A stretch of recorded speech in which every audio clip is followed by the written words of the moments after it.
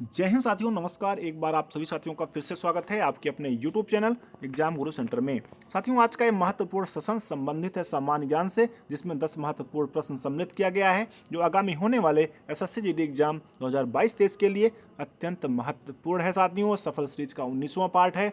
अभी तक हमारे द्वारा 1 से लेकर 18 पार्ट तक अपलोड किया जा चुका है। आप सभी साथी देखे होंगे। अगर नहीं देखे हैं तो एग्जाम गुरु सेंटर के वीडियोज में जाकर आसानी से देख सकते हैं। ठीक है साथियों, आज का सेशन स्टार्ट करते हैं। देखते हैं पहला प्रश्न। पहला प्रश्न है, बुद्ध ने अपना उपदेश किस भाषा में दिया था?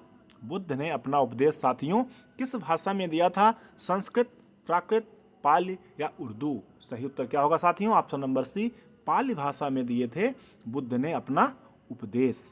आगे बढ़ते हैं साथियों, अगला प्रश्न देखते हैं। बुद्ध के प्रमुख अनुयायी शासक कौन थे? बुद्ध के प्रमुख अनुयायी शासक कौन थे? बिंबिसार, प्रसेनजीत, उदयन या उपरोक्त सभी? साथियों, सही उत्तर क्या होगा? ऑप्शन नंबर डी, उपरोक्त सभी, यानी बिंबिसार, प्रसेनजीत, उदयन, ये तीनों साथियों बुद्ध के प्रमुख अनुयायी शासक थे।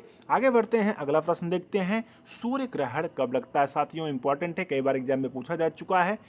ऑप्शन है, जब सूर्य और पृथ्वी के बीच में चंद्रमा आ जाए, जब सूर्य और चंद्रमा के बीच पृथ्वी आ जाए, या जब जब सूर्य, चंद्रमा और पृथ्वी के बीच में आ जाए।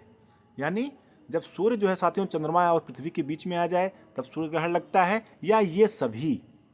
सही उत्तर क्या होगा? ऑप्शन नंबर फर्स्ट, जब सूर्य यानी सन और पृथ्वी यानी अर्थ के बीच में मून यानी चंद्रमा आ जाए साथियों, तो क्या लगता है? सूर्य ग्रहण। याद रखिएगा, ऑप्शन नंबर फर्स्ट इसका सही उत्तर होगा, जब सूर्य और पृथ्वी के बीच में चंद्रमा आ जाए। यस, एम से इस फैक्ट को याद रख सकते हैं साथियों। अगर चंद्र ग्रहण की बात किया जाए, जब सूर्य और चंद्रमा यानी सन और मून के बीच में अर्थ आ जाए यानी पृथ्वी आ जाए, तो कौन सा ग्रहण लगता है साथियों? चंद्र ग्रहण लगता है। यस एम या CM से आप इसे याद रख सकते हैं। आगे बढ़ते हैं, अगला प्रश्न देखते हैं। अंतरराष्ट्रीय तिथि रेखा कहलाती है 160 अंश देशांतर, 180 अंश देशांतर, 150 अंश देशांतर या 140 अंश देशांतर? साथियों, सही उत्तर क्या होगा? ऑप्शन नंबर बी, 180 अंश देशांतर साथियों अंतरराष्ट्रीय तिथि रेखा कहलाती है। आगे बढ़ते हैं, अगला प्रश्न देखते हैं। मूल संविधान में मौलिक अधिकारों की कुल संख्या कितनी थी?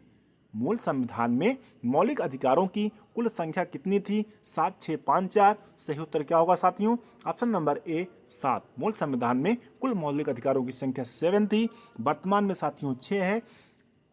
44वें संविधान संशोधन 1978 में अनुच्छेद 19 का और अनुच्छेद 31 को साथियों 300A में कानूनी रूप से जोड़ दिया गया। इसलिए वर्तमान में मूल अधिकारों की संख्या टोटल कितनी है?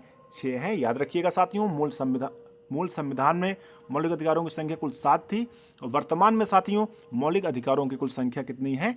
6 है। आगे बढ़ते हैं, अगला प्रश्न देखते हैं। मूल अधिकारों के प्रारूप को किसके द्वारा बनाया गया था?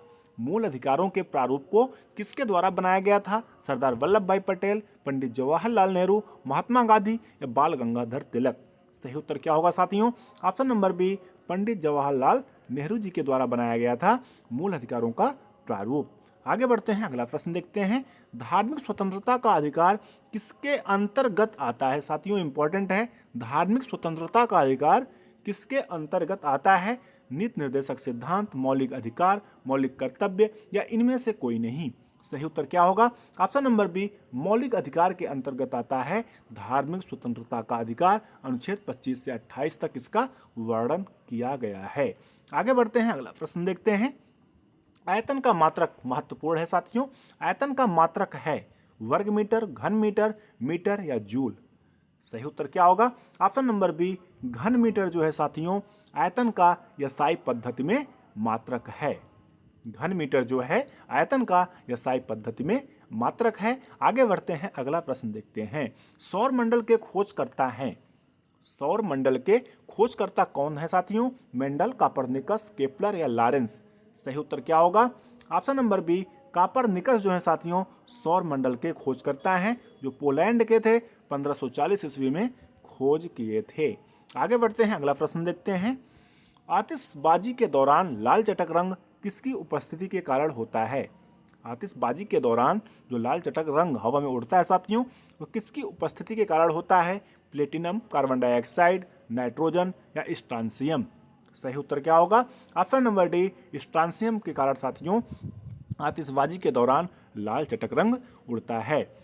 इस प्रकार से साथियों आज का अपना महत्वपूर्ण सेशन कंप्लीट हुआ। हमें उम्मीद है आप सभी साथियों को अवश्य पसंद आया होगा। अगर पसंद आया हो तो आप सभी साथी लाइक करिएगा, ज़्यादा से ज़्यादा अपने सभी दोस्तों तक शेयर करिएगा। अगर चैनल पर साथियों पहली बार आए हों, चैनल को सब्सक्राइब करिएगा, बेल आइकन प्रेस करिएगा, जिससे कोई भी नई वीडियो बनती है तो आप सभी साथियों तक नोटिफिकेशन के माध्यम से सबसे पहले प्राप्त हो सके।